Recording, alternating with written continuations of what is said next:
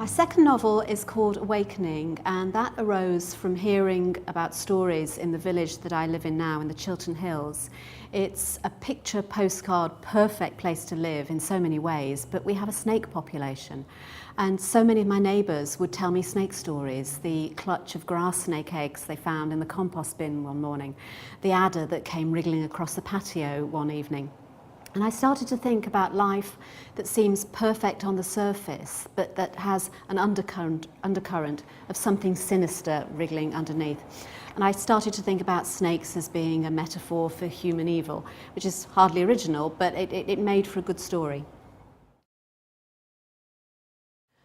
Awakening starts when my main character, Clara Benning, who is a young veterinary surgeon, receives a panic-stricken phone call from a neighbour to say that there is a snake in her baby's cot.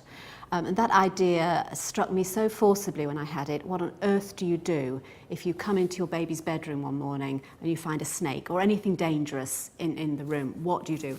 Well, this woman phoned Clara, who is a veterinary surgeon who has some expertise with wild animals. Clara comes along and saves the baby. So you've got a nice dramatic opening to the book.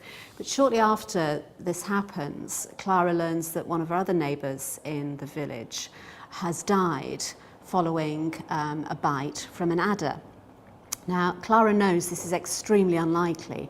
Healthy adults don't usually die from adder bites. They might have a sore arm for a few days, but they don't die. So she looks into the death and she realises that the man had a far greater concentration of venom than could ever come from a single snake. So the snake wasn't the murderer, the snake was just the weapon, the killer was human.